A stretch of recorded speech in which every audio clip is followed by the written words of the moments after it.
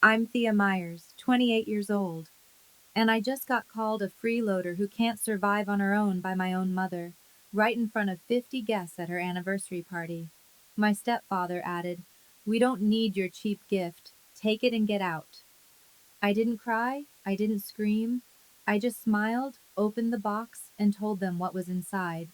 Since that night, my phone hasn't stopped ringing. But I've learned something important. Not every call deserves to be answered. Before I tell you the whole story, if you think it's worth hearing, please take a moment to like and subscribe, but only if you genuinely want to. And if you don't mind, drop a comment telling me where you're watching from and what time it is there. To understand why I stood there with that box, I need to take you back 12 years, to the day everything fell apart.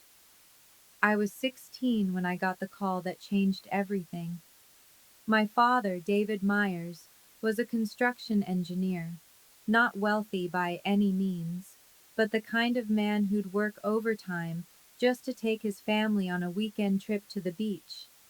The kind of man who remembered every school play, every parent-teacher conference, every small moment that most dads forget. That Tuesday morning, he kissed my forehead before leaving for a business trip upstate. "When I get back, we'll go visit that college campus you've been eyeing," he said. "Start thinking about your future, sweetheart." He never came back. A truck driver fell asleep at the wheel. They told us it was instant, that he didn't suffer, as if that was supposed to make it easier. At the funeral, I watched my mother, Linda, accept condolences with practiced grace. I thought we'd grieve together. I thought wrong. Within 2 weeks, she'd packed all of Dad's belongings into cardboard boxes, his books, his tools, even the watch his father had given him. She didn't ask if I wanted to keep anything, not a single thing. I found out why when I overheard her on the phone one evening, her voice low but unmistakably excited. "The insurance money came through," she said. "I can finally start over." Start over. Like the last 16 years had been a rough draft, she was ready to crumble and throw away. What I didn't know then, what took me years to piece together, was that my mother had already met someone else, a man named Richard Thornton. And from what I later learned, their relationship had begun at least 6 months before my father's accident. My father wasn't even cold in the ground, and my mother was already planning her escape. 18 months after Dad's funeral, I found myself standing in an unfamiliar house in suburban New Jersey, carrying a single suitcase into the smallest room, a converted storage closet with one tiny window. My mother had married Richard Thornton in a courthouse ceremony I wasn't invited to attend. "It was just a formality," she explained afterward. "Nothing worth making a fuss over." The house was Richard's, a 4-bedroom colonial with a manicured lawn and a 2-car garage. His son Derek, 20 at the time, got the master guest room with an ensuite bathroom. I got the closet. Derek drove a brand new BMW, a graduation gift from his father. He was headed to a prestigious university in California, all expenses paid. Meanwhile, I had to transfer to a new high school in my junior year, leaving behind every friend I'd ever made. When college applications came around, I worked up the courage to ask my mother about tuition. "Mom, the school I got into offered me a partial scholarship, but I still need about $8,000 a year. Could you?" She didn't let me finish. "Thea, your father's insurance money is for rebuilding this family. Derek needs the support for his studies abroad. Besides, you're nearly 18. You should be learning to stand on your own feet." Richard, who'd been pretending to read his newspaper nearby, looked up with a thin smile. "This house doesn't support freeloaders," he said. "Want a degree? Earn a scholarship. That's how the real world works." I stared at them, my mother nodding along to her new husband's words, and realized the truth with devastating clarity. In their eyes, I was no longer family. I was an inconvenience left over from a life my mother wanted to forget. But what they didn't know would change everything. The night before my high school graduation, I lay in that cramped little room and did the math. No savings, no family support, a partial scholarship that still left an $8,000 gap each year, and a deadline. Richard had made it clear I was expected to be out of the house the day I turned 18.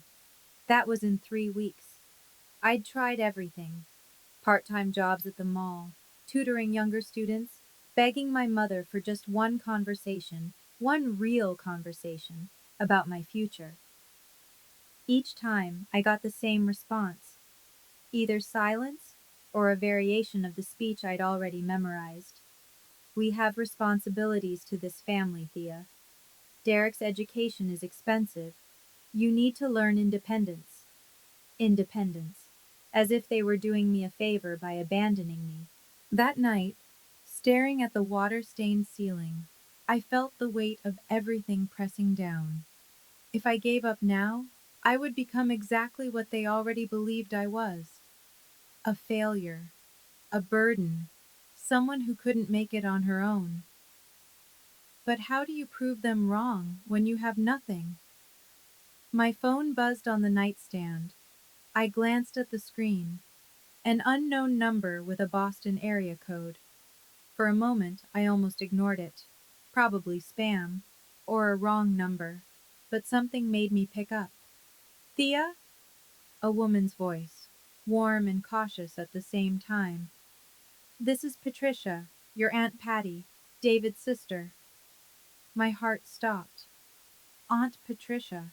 I hadn't heard from her since the funeral. Mom had cut off all contact with Dad's side of the family almost immediately after remarrying. "I know your mother doesn't want us talking," Patricia continued, "but there's something important I need to tell you. Something your father left for you." That weekend, I told my mother I was staying at a classmate's house for a study session. Instead, I took a 6-hour bus ride to Boston. Aunt Patricia met me at the station. She looked so much like Dad, the same kind eyes, the same gentle way of tilting her head when she listened. The resemblance hit me so hard I almost cried right there on the platform. "Thank you for coming," she said, pulling me into a hug. "I know this wasn't easy." Her apartment was small but warm. Photographs of Dad as a young man covered one wall. Images I'd never seen before. Memories my mother had erased from our home. We sat at her kitchen table, and Patricia placed her hands over mine. "Your mother and I never got along," she admitted. "But that's not why I'm telling you this. I'm telling you because David made me promise."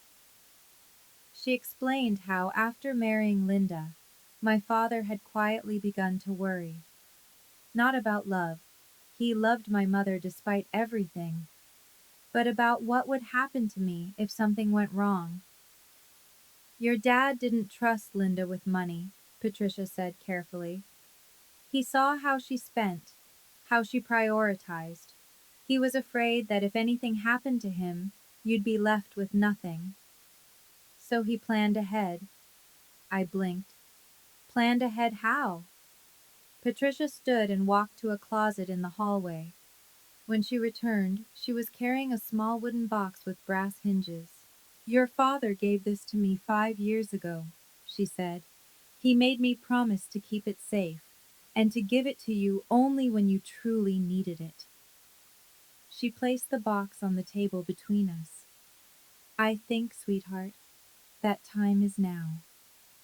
My hands trembled as I opened the wooden box. Inside, resting on faded velvet, was a savings account passbook. The name printed on the front was mine, Thea Marie Myers. "Your father opened this when you were 3 years old," Patricia explained. "Every month, no matter how tight things got, he put something in. $20, 50, sometimes more if he got overtime." I opened the passbook to the last entry. $47,000. The room blurred. I couldn't breathe. He never told your mother, Patricia continued. He was afraid she'd find a reason to spend it, so he kept it in your name, separate from their joint accounts, and gave me the paperwork for safekeeping. Beneath the passbook was an envelope, yellowed with age. I recognized my father's handwriting immediately, the same script that had signed my birthday cards, my report cards, every permission slip for every school trip. I opened it with shaking fingers. My darling Thea, the letter began. If you're reading this, it means I'm no longer there to protect you. But I need you to know, I never stopped trying. I read on through tears. I know your mother has her flaws. I know she doesn't always put you first. That's not your fault, sweetheart. It was never your fault. This money is yours. Use it to build the life you deserve. Don't let anyone tell you that you're not good enough. I've known since the day you were born that you would do extraordinary things. The letter ended with 3 words. I believe in you. For the first time since the funeral, I let myself cry. Really cry. Patricia kept the original letter. When you need proof, she said, I'll be here. I didn't understand what she meant then, but I would. I came back to New Jersey with a secret burning in my chest. My mother was waiting when I walked through the door, arms crossed, expression cold. Where were you really? I told you, study group. Don't lie to me, Thea. Mrs. Patterson called looking for her daughter, said there was no study session this weekend. I set down my bag, looked her in the eye. I went to see Aunt Patricia. The color drained from her face. For a moment, something flickered there. Fear, maybe, or guilt. Then it hardened into anger. I told you we don't speak to that side of the family anymore. You told me. You didn't ask me. This is my house, my rules. Actually, I said quietly, it's Richard's house. The silence stretched between us like a wire about to snap. Richard appeared in the doorway, drawn by our voices. What's going on here? She went to Boston, my mother said, to see David's sister. Richard's lip curled. The one who couldn't keep her opinions to herself at the wedding she wasn't invited to? He stepped closer. Listen here. You're living under my roof. You follow my rules. And my rule is, we don't associate with people who disrespect this family. They are my family, I said. My father's family. Your father's dead. The words hit like a slap. My mother said nothing, did nothing. Richard smiled. After graduation, you're out. No negotiations. No second chances. Start figuring out where you're going to go. I held his gaze. Didn't flinch. Don't worry, I said. I already have. I walked past them both to my tiny room and closed the door. 3 weeks. That's all I had to endure. And then I'd be free. Graduation day arrived with perfect June sunshine and an empty seat where my family should have been. I walked across the stage alone, accepted my diploma alone, smiled for the photographer who asked if anyone wanted to take pictures with me, then shook my head and kept walking. My mother and Richard had other priorities. Derek needed a new car for his first year in California, something sporty, something that would make the right impression. They'd spent the morning at the dealership. I spent the morning packing. 2 suitcases. That's all I owned. Everything I'd accumulated in 18 years fit into 2 rolling bags with room to spare. Before I left, I took one last look around the storage room that had been my bedroom. The water-stained ceiling. The tiny window that never let in enough light. The bare walls I'd never been allowed to decorate. I placed a note on the kitchen counter. Thank you for teaching me exactly who I can depend on. Then I called a cab, rode to the bus station, and bought a one-way ticket to New York City. Aunt Patricia had already arranged a small studio apartment near the campus where I'd be starting in the fall. Rent was affordable, the neighborhood was safe, and for the first time in 2 years, I had a door I could lock without asking permission. I sat on the bare mattress that first night, watching the city lights flicker through the window, feeling something I hadn't felt in so long I almost didn't recognize it. Freedom. Terrifying, exhilarating freedom. I didn't know then that I wouldn't speak to my mother for nearly a decade. I didn't know that the next time I saw her, I'd be holding a gift worth more than anything she'd ever given me. All I knew was that I had survived, and now I would build. 10 years is a long time to stay silent. Freshman year. I waitressed at a coffee shop near campus, working 30 hours a week between classes. Some nights I survived on free day-old pastries and black coffee. I slept 5 hours if I was lucky. I never missed a single assignment. Sophomore year. I landed an internship at a small interior design firm downtown. The pay was nothing, barely enough for subway fare, but I learned more in 6 months than most people learn in 6 years. My boss noticed my eye for detail. She started giving me real projects. Junior year. Word spread. Clients began requesting me specifically. I started freelancing on the side, turning tiny apartments into spaces people actually wanted to live in. My portfolio grew, so did my savings. Senior year, I graduated summa cum laude. 3 firms offered me positions. I took the one that promised the most room to grow. At 25, I was promoted to lead designer at a prestigious Manhattan firm. My projects were featured in industry magazines. Clients with 7-figure budgets asked for me by name. At 27, I opened my own studio, Thea Myers Interiors. A small team, a growing reputation, and a client list that included some of the most influential addresses in the city. Through all of it, I kept my success private. No social media, no public interviews, no chance for certain people to find out what I'd become. Aunt Patricia was the only one who knew everything. She'd become my family in every way that mattered. And then there was Marcus. I met him at an architecture networking event when I was 26. He was kind, patient. He never pushed me to confront my past before I was ready. My mother never called, not once in 10 years. I was about to find out why. The invitation arrived on a Thursday in late September. I almost threw it away, thinking it was junk mail, one of those glossy charity gala requests that found their way to anyone with a Manhattan zip code. But the return address made me stop. Thornton Residence, Cedar Grove, New Jersey. Inside was a thick cream-colored card, embossed with silver lettering. You are cordially invited to celebrate the 15th wedding anniversary of Linda and Richard Thornton. 15 years. My mother had been married to that man for 15 years, and this was the first time she'd reached out. I called Aunt Patricia that evening. I got something strange in the mail today. When I told her, she went quiet for a long moment. I've heard things, Patricia said carefully, through old friends from the neighborhood. Richard's business hasn't been doing well. Something about a failed expansion. They've had to make cuts. So they're struggling? Enough that people have noticed.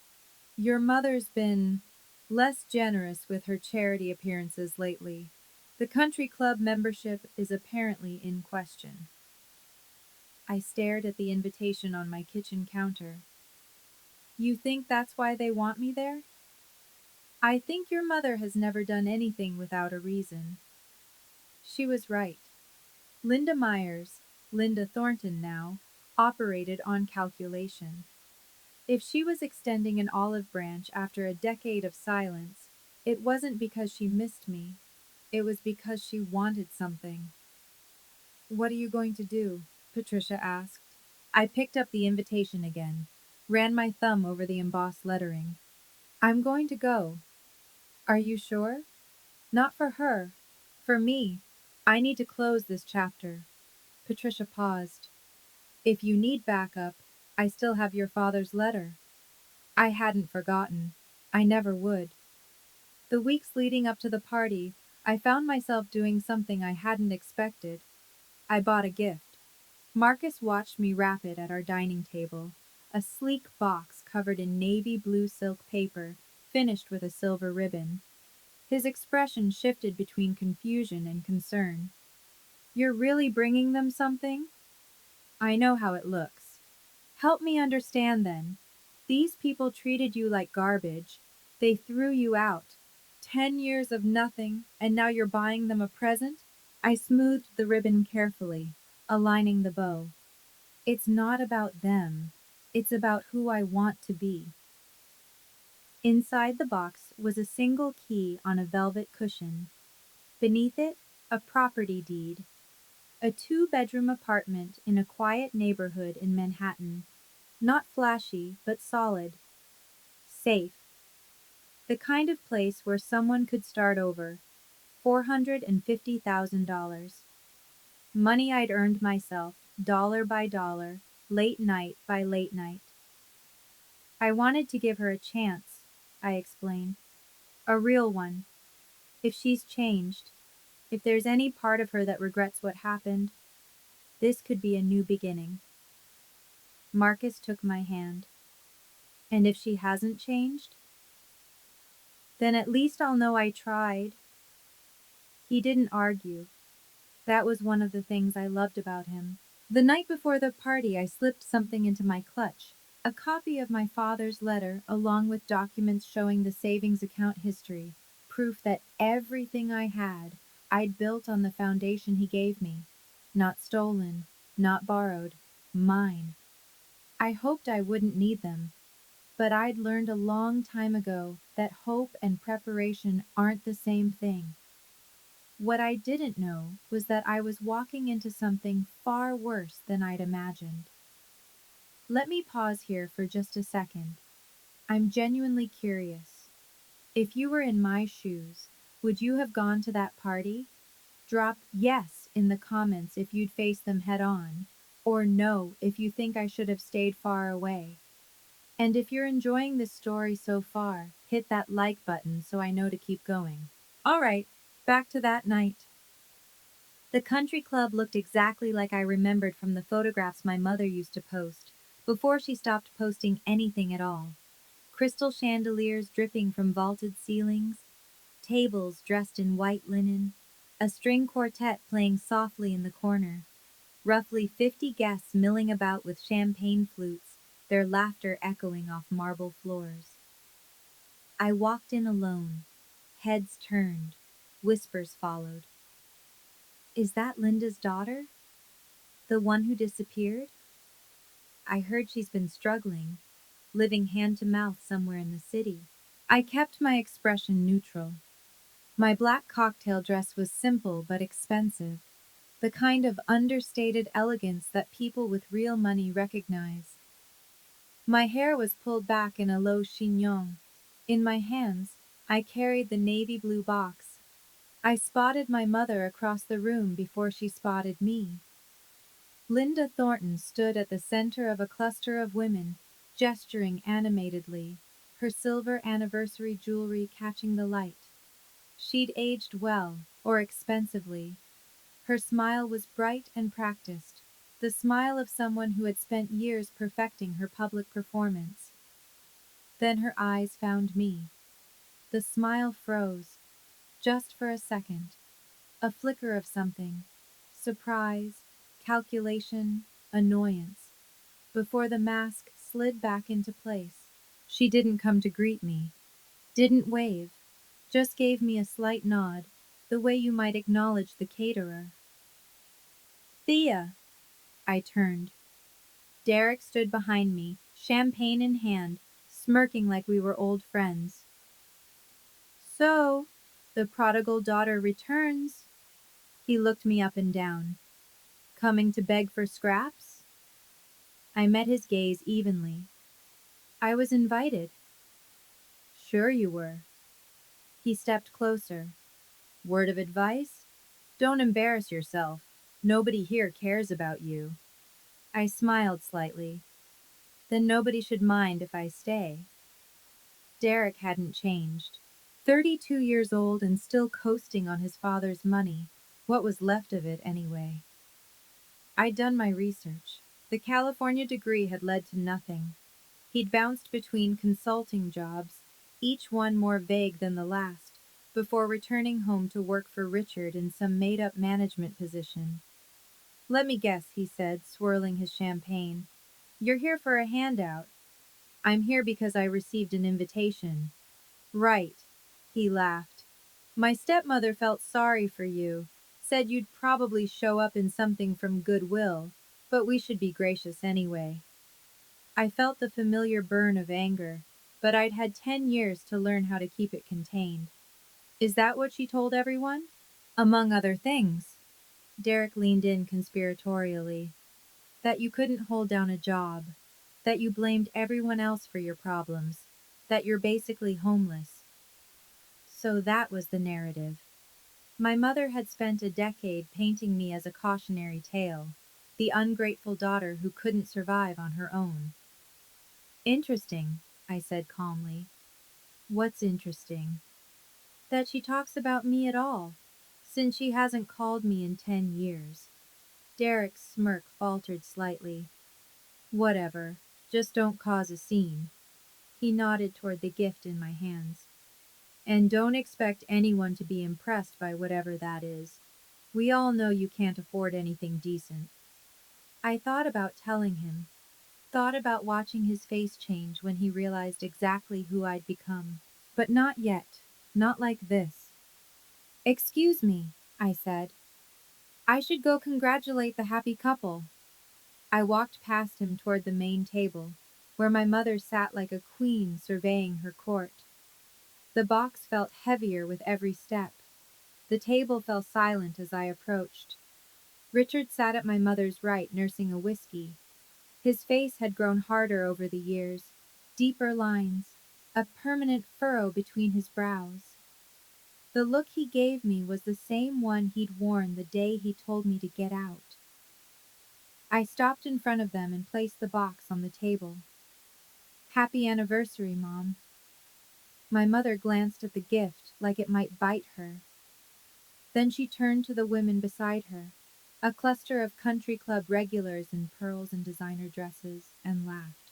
Oh, look, my daughter decided to show up after all. The women exchanged glances, polite smiles that didn't reach their eyes. That's a lovely box, one of them offered. My mother didn't touch it. I'm sure it's very thoughtful.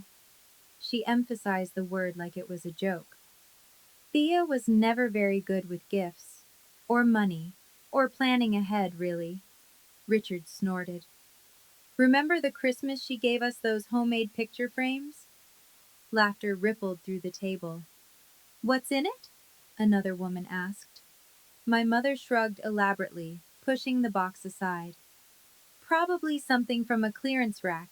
That's about all she can manage these days. Her voice was louder now, performing.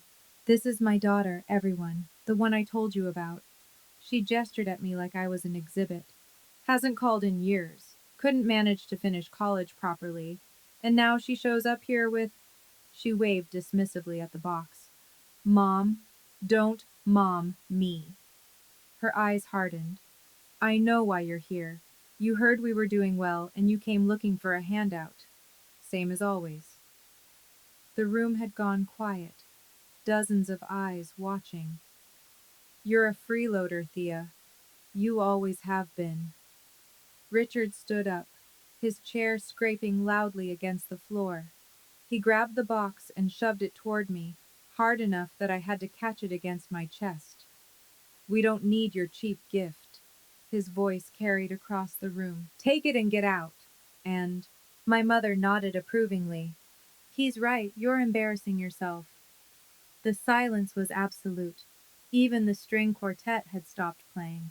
50 pairs of eyes burned into me, some pitying, some curious, some simply entertained by the spectacle. I could feel my heartbeat in my temples, the weight of every judgment, every assumption, every lie my mother had told about me pressing down. An older woman near the back shook her head slightly. A waiter froze mid-step, champagne bottle in hand. Someone whispered something that sounded like "poor thing." For a moment, I saw my 16-year-old self standing in that hallway, being told there was no money for her education. Saw my 18-year-old self carrying 2 suitcases out the door. Saw every version of me who had been told she wasn't enough, would never be enough. Then I felt something else rise up, something that had been building for 12 years. Calm. I looked at my mother, at Richard, at the crowd of strangers who thought they knew my story. And I laughed, not bitter, not mocking, a genuine soft laugh of release. "What's so funny?" my mother snapped. "Nothing." I held the box steady. "I'm just thinking about how you have no idea what you just refused." "Excuse me?" I began untying the silver ribbon. "You wanted to know what's inside? Fine." I lifted the lid. "Let me show everyone." The room leaned in collectively. Even Richard's sneer flickered with uncertainty. What happened next, no one in that room would ever forget. I set the open box on the table where everyone could see. Inside, resting on a cushion of navy velvet, was a single silver key. Beneath it, folded precisely, lay a sheet of official-looking documents. I lifted the key first, letting it catch the light. "This," I said, my voice steady, "is the key to a 2-bedroom apartment in Manhattan. Upper West Side, doorman building, good schools nearby." Murmurs rippled through the crowd. I unfolded the documents, held them up. "This is the deed, fully paid, no mortgage." I paused. "Valued at approximately $450,000. My mother's mouth opened, closed, opened again. "I was going to give it to you." I looked directly at her. "A place you could go if you ever needed a fresh start. A gift from your daughter."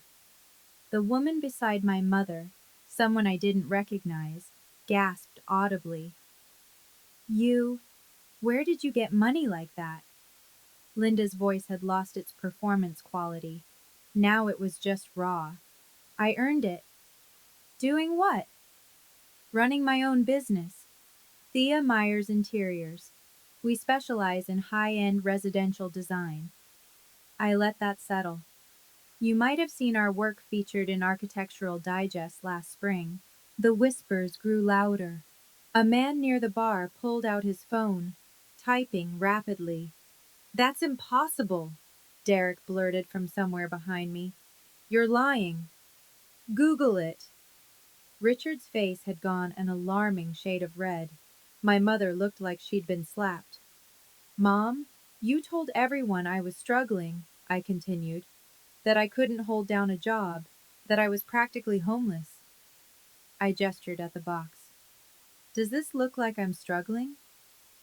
No one answered. The first crack had appeared in my mother's carefully constructed story, and I wasn't finished yet. The silence stretched until an older woman stepped forward, silver-haired, elegant, with sharp eyes that missed nothing. I recognized her from the funeral photos I'd kept. Eleanor Brooks, one of my father's oldest friends.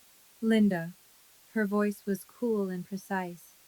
"You told me your daughter was unemployed, living off the generosity of strangers, that she refused to take your calls." My mother opened her mouth, but nothing came out. "Mrs. Brooks," I nodded to her respectfully.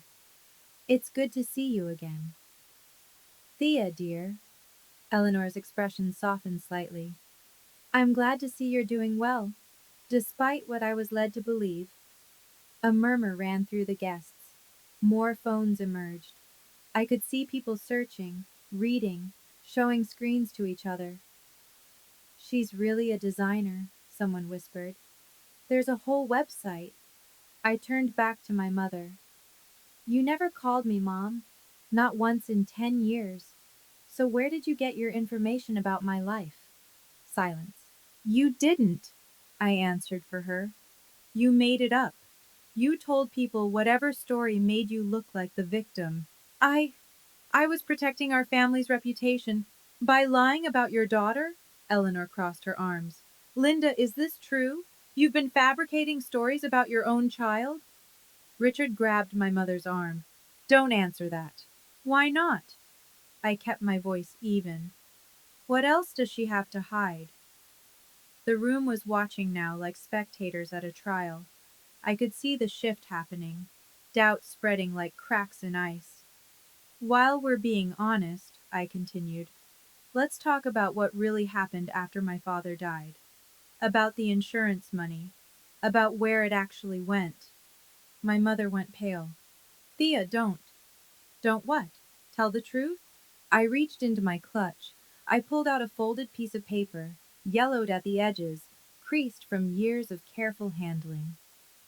This is a letter, I said, written by my father, David Myers, before he died. Eleanor's hand went to her heart. Your father wrote you a letter? He did. I unfolded it slowly. And I think everyone here should hear part of it. My mother lunged forward. Give me that! Richard held her back, his own face ashen. I began to read. My darling Thea, if you're reading this, it means I'm no longer there to protect you. My voice stayed steady despite the tremor in my chest. I know your mother has her flaws. I know she doesn't always put you first. That's not your fault, sweetheart. It was never your fault. A woman near the front wiped her eyes. I've put aside money for you, separate from anything your mother can access. Use it to build the life you deserve. Don't let anyone tell you you're not good enough. I lowered the letter. My father knew. I looked at my mother. He knew that if something happened to him, you wouldn't take care of me. So he made other arrangements. David wrote that? Eleanor's voice was barely above a whisper. Linda, you told me he left nothing for Thea, that the insurance barely covered the funeral. My mother said nothing. The insurance payout was over $200,000, I said quietly. I never saw a penny of it. It went to this house, Derek's education, a new car, a country club membership. The crowd's murmuring had become a low roar. Richard pulled my mother close, whispering urgently. She looked like a woman watching her carefully built world crumble. For the first time in 12 years, she had no script. I need to pause here for just a moment. Can you guess how my mother reacted to all of this? Drop your prediction in the comments. I'd love to see if anyone gets it right. And if this story is hitting close to home for you, hit that like button. It really helps more people find these videos, especially those who might need to hear this. Now here's what happened next. My mother recovered faster than I expected. Tears welled in her eyes. The same tears I'd seen her summon countless times before when she needed sympathy. Thea, sweetheart. Her voice cracked perfectly. I'm so sorry. I didn't know. I didn't realize how much I'd hurt you. She reached for the box. Let me make it right. We can start over. I'm your mother. I pulled the box back before her fingers could touch it. No. The word hung in the air. What do you mean, no? The tears dried instantly, replaced by something sharper. I brought this gift for someone who deserved it. Someone who might actually want a real relationship. I closed the lid with a soft click. You're not that person. You can't do this to me. Her voice rose. Not in front of everyone. You did it first. The room had gone deathly still. 5 minutes ago, you called me a freeloader in front of every person here, I said. You told them I was worthless. that I couldn't survive on my own. You've been telling them that for 10 years. That was different. How? I tucked the box under my arm. You humiliated me publicly. You lied about me publicly. And now you want what I have? That's not how family works. Eleanor stepped closer, watching the exchange with a mixture of fascination and something like respect. If I'm being honest, I continued, I came here hoping you changed, hoping there was some version of you who actually wanted a daughter, not a target. My mother's mask slipped entirely. Pure fury blazed underneath. You ungrateful little... I'm grateful, I cut her off. Grateful I learned early exactly who you are. I turned toward the door. This apartment will go to someone who actually loves me. Richard blocked my path before I reached the exit. Now hold on. His voice had shifted to something almost friendly, the tone of a salesman sensing a slipping deal. Let's not be hasty. We're family. Families have disagreements. We're not family. You made that clear 17 years ago. Things were said in the heat of the moment. You told me your house doesn't support freeloaders. I met his gaze without flinching. So I left and built my own.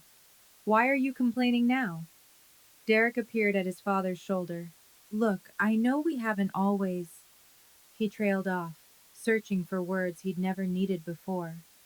But this is crazy. You can't just walk out with a $500,000 apartment.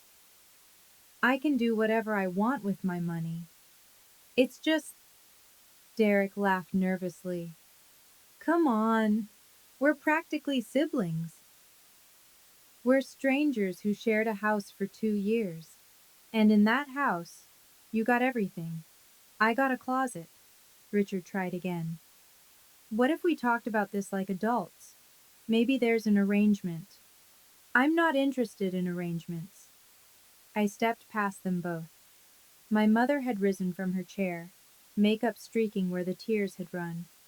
Real tears now, maybe. Or just a better performance. Thea! Her voice cracked. Thea, please.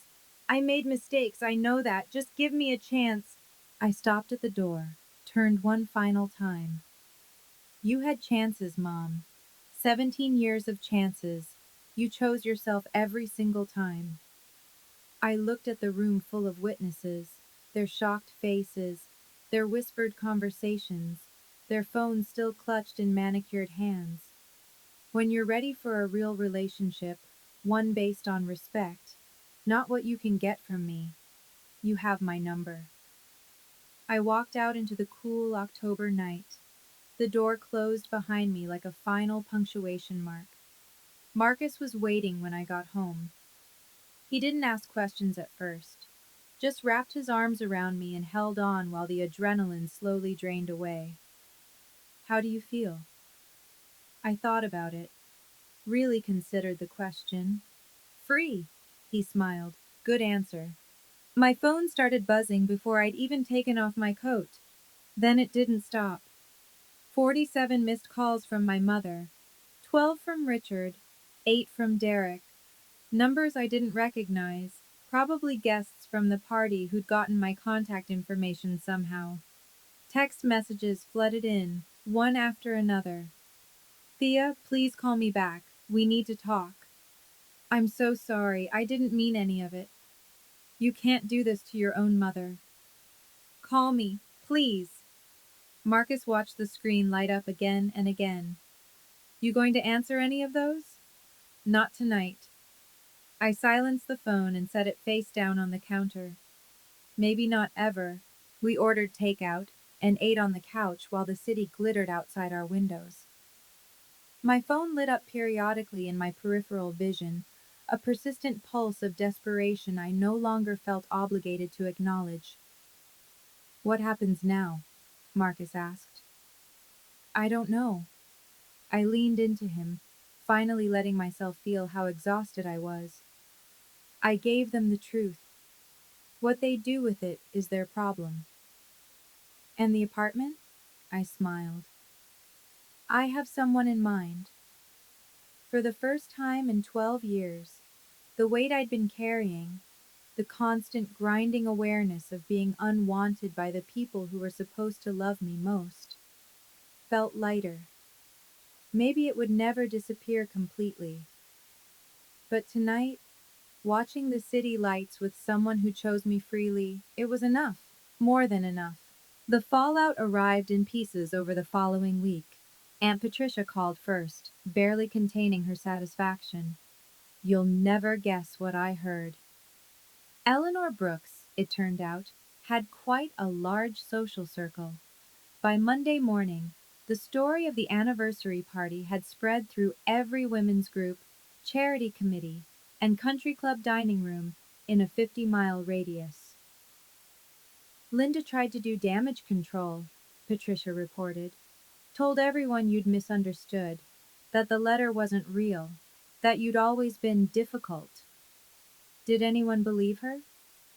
Not after 3 separate guests confirmed they'd Googled your company during the party.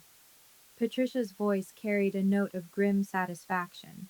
Your website got 1,500 visitors that night alone. The business consequences came next. Richard, I learned, had been in the middle of negotiating a major contract with a regional supplier. The supplier's CEO was a close friend of Eleanor Brooks. After hearing what happened at the party, they'd requested additional time to review the terms. Additional time stretched into weeks. The deal eventually went through, but at significantly less favorable terms. Derek's mother, Richard's first wife, apparently caught wind of the drama from her own social network. She called Derek to express her profound disappointment in how he'd treated his stepsister and cut his monthly support check by half. None of this brought me joy. I didn't check my mother's social media for signs of suffering or count the ways karma had balanced the scales. But there was something quietly satisfying about knowing the truth was finally out there. For years, my mother had controlled the narrative. Now the narrative had corrected itself. Patricia asked if I regretted any of it. No, I said. I just wish I'd done it sooner. She laughed. Your father would be proud. I hoped so. 2 weeks after the party, I answered my mother's call. Just once. For closure. Thea. Her voice was hoarse, stripped of its usual polish. Thank you for picking up. I almost didn't. A long pause. I know. I understand. I waited. I want you to know. She took a shaky breath. I've been thinking about everything you said, about the choices I made. I know I wasn't the mother you needed. This was the part where I was supposed to say it was okay, that I forgave her, that we could start fresh. I didn't. What specifically do you regret, Mom? Silence. Because from where I'm standing, it sounds like you regret getting caught. Not what you actually did. That's not. She stopped. Started again. When your father died, I was terrified. I grew up with nothing. My mother was abandoned with 3 kids and no money. I swore that would never be me. So you abandoned me instead. I didn't see it that way. I know, that's the problem. I heard her crying, real crying this time, the ugly, graceless kind. I just wanted to be safe, she whispered. I was so scared of ending up with nothing. I understand fear. I kept my voice gentle but firm. But being scared doesn't give you the right to hurt the people who depend on you. What can I do? How do I fix this? I don't know if you can. I took a breath. But if you want any kind of relationship with me going forward, it has to be real. Equal, no manipulation, no stories about me to your friends. Okay? And no calling to ask for money or favors. A longer pause. I understand. I hope so, Mom. I really do. I hung up. It wasn't forgiveness, but it was a boundary. 6 months later, I gave away the apartment, not to my mother, to Aunt Patricia. She stood in the empty living room, tears streaming down her face, the key clutched in her hand like a lifeline. Thea, I can't possibly. You can. I hugged her tight. You're the one who saved me. You kept Dad's promise when no one else would. This is yours. She'd spent 30 years in that tiny Boston apartment, paying off nursing school debt, working double shifts at the hospital. She deserved a place with good light and a doorman and neighbors who brought cookies at Christmas. The feature in Architectural Digest led to 3 new high-profile clients. My team expanded from 4 people to 7. Marcus and I got engaged on a quiet Tuesday evening. No fanfare, no audience, just the two of us and a ring that had belonged to his grandmother. I built a family, not the one I was born into, but the one I chose.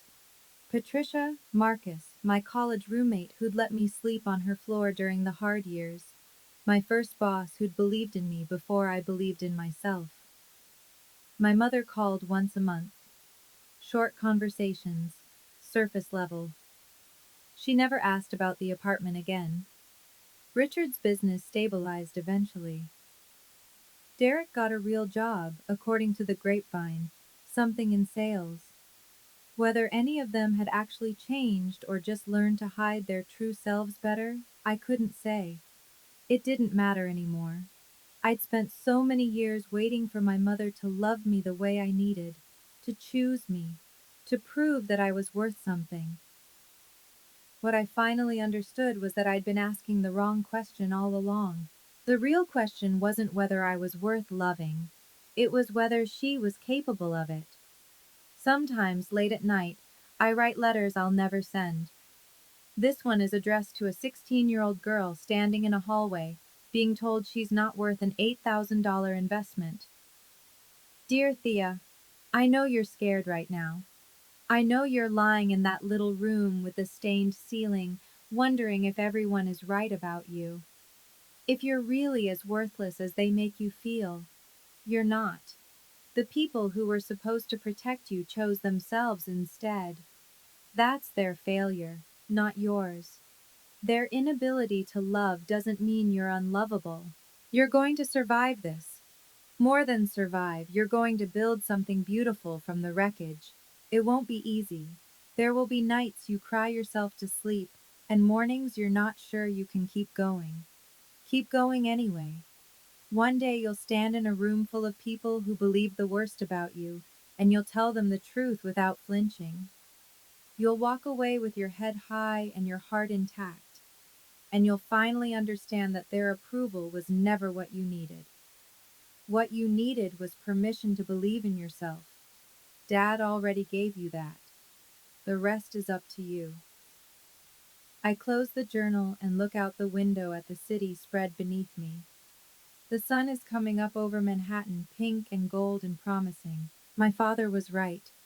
I did fly high. Not because of the money he left me, but because he taught me what real love looks like. Patient, selfless, unconditional. That's the inheritance that matters. Not dollars in an account, but the bone-deep certainty that I am worthy of being loved well. I learned that from a man who's been gone for 12 years, and I carry it with me every single day. That's my story. If you're in a relationship where you feel diminished, dismissed, or made to believe you're not enough, I want you to know something. You have the right to set boundaries. You have the right to walk away. And you don't need anyone's permission to love yourself. If this resonated with you, leave a comment. I read every single one. Subscribe and hit the bell if you want more stories like this. Check the description for similar videos. Thank you for staying until the end. I'll see you in the next one.